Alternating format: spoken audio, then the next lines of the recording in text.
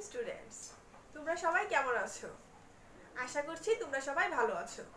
আমিও ভালো আছি। আমি শাইন কম্পিউটার কিন্ডারগার্টেন স্কুলের অনলাইন ভিত্তিক ক্লাসে তোমাদেরকে স্বাগত জানাচ্ছি। আজকে আমি তোমাদেরকে কেজি ক্লাসের বাংলা বইটা পড়াবো তোমাদেরকে। দেখো, আজকে এই যে তোমাদের বাংলা পড়া, এই বইটা থেকে আমি 4 নং পড়াবো। তোমাদের 2 নং পর্যন্ত পড়ানো হয়ে গিয়েছে, আর 3 নংয়ে আছে রিকার যুগে 5টি শব্দ লিখো। তোমাদেরকে কিন্তু আকার, রস্বইকার, দীর্ঘইকার এগুলো সবগুলোই পড়ানো হয়েছে। একদম রিকার ওকার পর্যন্ত 3টি করে শব্দ শেখানো হয়েছে। এখন আমরা এর জন্য রিকার যুগে 5টি শব্দ শিখাবো না, আমরা চলে যাব বর্ণ সাজিয়ে শব্দ তৈরি। এখানে এলোমেলো করে বর্ণগুলো দেওয়া আছে, আমরা সাজিয়ে তারপরে লিখবো। তো চলো আমি তোমাদেরকে লিখিয়ে দেখিয়ে দিচ্ছি। এখানে কি আছে?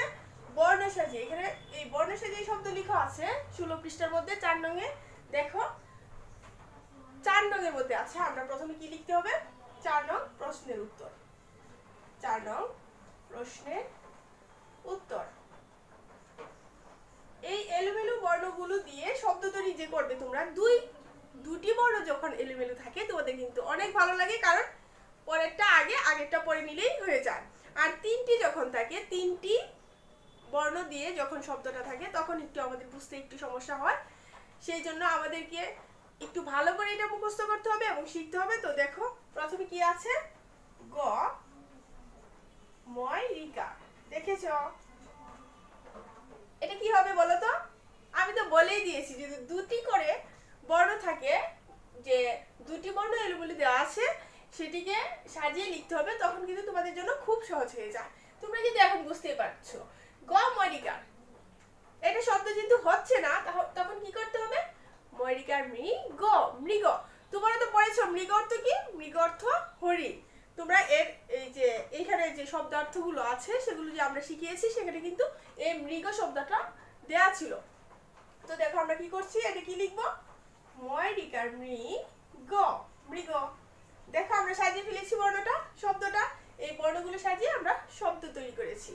এরপরে আছে ল তালব শয় রিকার শ্রী গয়াকার গা। দেখো এটা একটু কঠিন মনে হচ্ছে, তাই না? এটা কারণ এটা 3টি শব্দ, কোনটা যে আগে হবে সেটা কিন্তু আমরা বুঝতে পারছি না।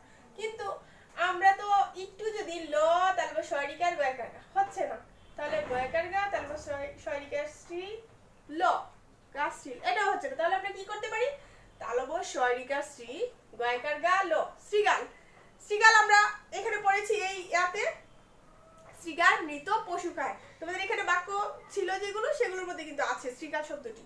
তাহলে আমরা প্রথমে কি লিখবো? তালব শয়রিকা শ্রী। দেখো লিখছি তালব শয়রিকা শ্রী, তারপরে কি হবে? গয়াকার গা শ্রীগা, তারপরে আছে ল। এই যে দেখো আমাদের হয়ে গিয়েছে তালব শয়রিকার শ্রী গয়াকার গা লো শ্রীগাল। এরপরের শব্দটা দেখো কি আছে?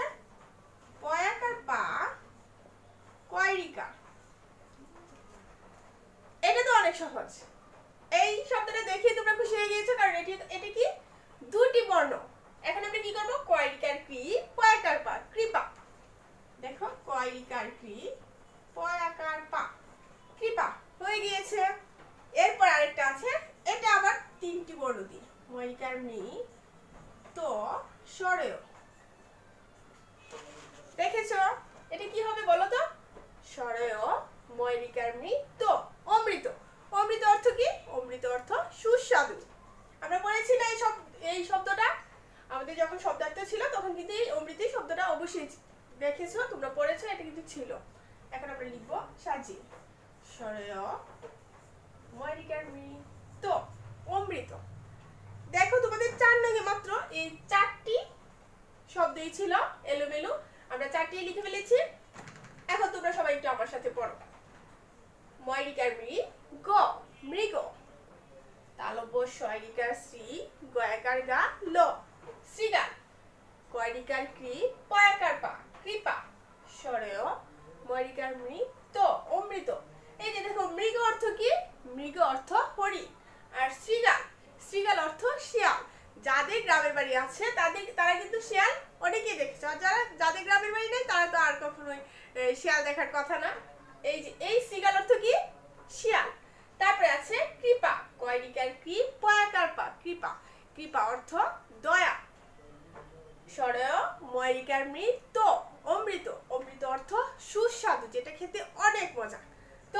এগুলো পড়ে ফেলেছি, তোমরা অবশ্যই বাসায় খুব সুন্দর করে পড়বে। আর এইচডব্লিউ খাতা অবশ্যই পৃষ্ঠা ভরে লিখবে। এখানে 4টা আছে, তাই বলে তোমরা একবার লিখেই শেষ করবে না, অবশ্যই পৃষ্ঠাটা ভরে লিখবে। তো এগুলোই থাকলো আজকে তোমাদের পড়া। আমি লিখে দিচ্ছি এইচডব্লিউটা। এইচডব্লিউ তোমাদের সহজে বুঝতে পারার জন্য 16 পৃষ্ঠা 4 নং, এটা 16 পৃষ্ঠা 4 নং আজকে এইচডব্লিউ এটা থাকলো। তো তোমরা সবাই ভালো থেকো, সুস্থ থেকো। আজকে এ পর্যন্ত, আগামী ক্লাসে তোমাদের সাথে আবারও দেখা হবে। আল্লাহ হাফেজ। গুড মর্নিং স্টুডেন্টস, কেমন আছো সবাই? আশা করি খুব ভালো আছো, আমিও ভালো আছি। তোমাদের সবাইকে শাইন কম্পিউটার কিন্ডারগার্টেনের অনলাইন ভিত্তিক ক্লাসে স্বাগত জানাচ্ছি। আজকে আমি তোমাদের কেজির ইংরেজি ক্লাস নিব। গত ক্লাসে তোমাদের এই বইটি পড়ানো হয়েছিল 18 পৃষ্ঠার 1 নংয়ের যে প্রথম 7টি আছে শব্দের অর্থ, এই প্রথম 7টি তোমাদের পড়ানো হয়েছিল। আজকে আমি এর পরের 7টি তোমাদের লিখিয়ে দিব, তোমরা আমার সাথে খাতায় তুলে নাও। প্রথমটা আছে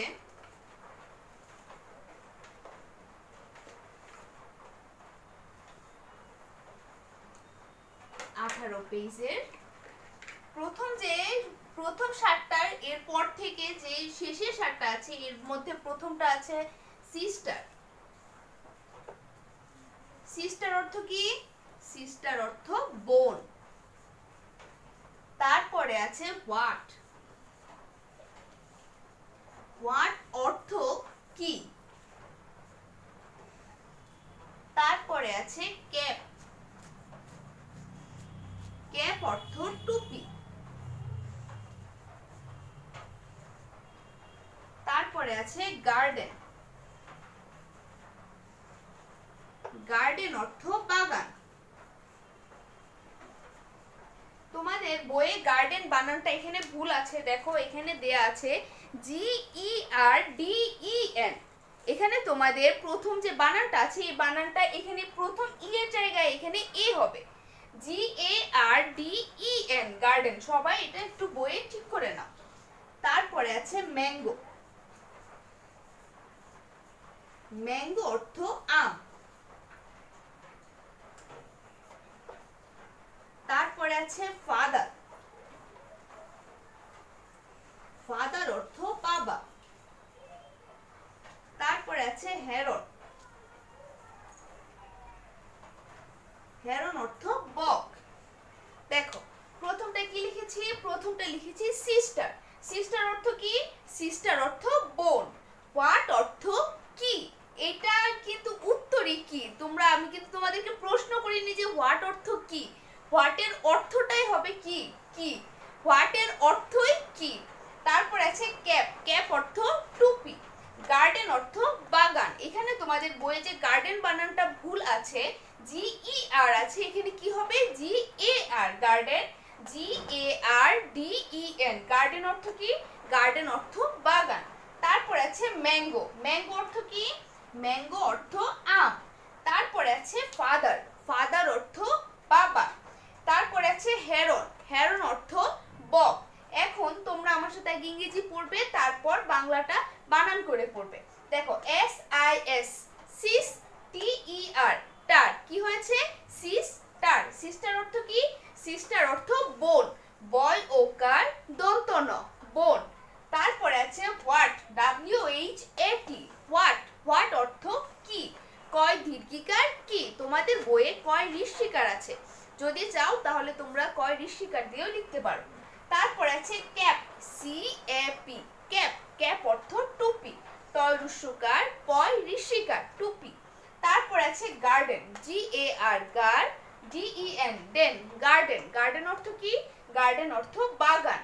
বয় আকার, গয় আকার দন্ত ন বাগান। তারপর আছে ম্যাঙ্গো MANGO ম্যাঙ্গো। ম্যাঙ্গো অর্থ কি? ম্যাঙ্গো অর্থ আম। সরায়া ম আম। তারপর আছে ফাদার FATHER ফাদার। ফাদার অর্থ বাবা। বয় আকার, বয় আকার বাবা। তারপর আছে হেরন। হেরন অর্থ বক HERON হেরন। হেরন অর্থ কি? হেরন অর্থ বক। বক বক। তোমাদের HW থাকবে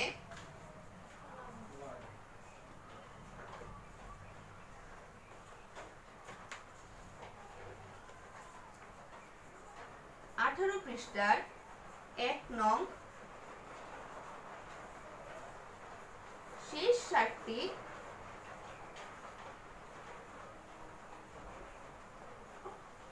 ওয়ার্ড মিনিং শিখা লেখা। তোমাদের এইটা এইচডব্লিউ থাকবে, অবশ্যই তোমরা এইচডব্লিউ খাতায় লিখবে এবং খাতা জমা দিবে। আজকে এই পর্যন্তই। তোমরা সবাই ভালো থেকো, সুস্থ থেকো, নিরাপদে থেকো। আল্লাহ হাফেজ। ছোট্ট সোনামণিরা, কেমন আছো তোমরা সবাই? আশা করি সবাই ভালো আছো। শাইন কম্পিউটারাইজড কিন্ডারগার্টেনের অনলাইন ভিত্তিক ক্লাসে তোমাদের সবাইকে আমি স্বাগত জানাচ্ছি। আজকে আমি তোমাদেরকে কম্পিউটার পড়াবো। আমরা কিন্তু আমাদের কম্পিউটার পড়াটা মুখে মুখে পড়ি, তাই না? লিখতে হয় না, লেখার ঝামেলা নেই, শুধু মুখে মুখে একটু পড়লেই হয়ে যায়।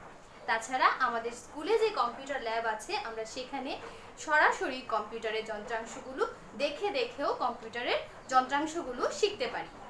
কিন্তু এখন তো আর আমরা স্কুলে আসতে পারছি না, তাই ম্যাম যেভাবে বলি মুখে মুখে তোমরা শুধু সেভাবে একটু শিখে নেবে। এটা এত ঝামেলার কিছু না। তোমরা যখন খেলবা বা কখনো দুষ্টামি করতে থাকবা, তার ফাঁকে ফাঁকে তোমরা এই মৌখিক পড়াটা শিখে নিতে পারো। তো যেহেতু আমাদের পড়াটা হচ্ছে কম্পিউটার বিষয়ক, তো আমি তোমাদের কম্পিউটার বইটা দেখিয়ে দিচ্ছি। এই যে দেখো, এই হচ্ছে আমাদের কম্পিউটার বই, এসো মজার কম্পিউটার শিখি। তো এই বইটা তোমরা অবশ্যই তোমাদের সবার আছে, আমাদের স্কুল থেকে দেওয়া হয়েছে, তাই না? তো এই বইয়ের 17 পৃষ্ঠার আজকে আমরা 1 নং পড়ব। গত ক্লাসে ম্যাম তোমাদের 2 নং প্রশ্নটা শিখিয়ে দিয়েছে। তার কারণ হচ্ছে, যেহেতু এটা কম্পিউটার বিষয়ক পড়া, মানে কম্পিউটার কি সেটা আমাদের আগে জানতে হবে, তাই ম্যাম তোমাদের কম্পিউটার কি সেটা তোমাদের গত ক্লাস আগে শিখিয়ে ফেলেছে, যাতে তোমরা বুঝতে পারো যে কম্পিউটার কি। তো আমি আশা করব কম্পিউটার কি এটা তোমরা শিখে ফেলেছো। কম্পিউটার কি? কম্পিউটার একটি আধুনিক ইলেকট্রনিক যন্ত্র, তাই না? তোমরা নিশ্চয়ই শিখে ফেলেছো এটা। তো আজকে আমরা শিখবো অ্যাবাকাস কি। আজকে আমরা কি শিখবো? অ্যাবাকাস কি।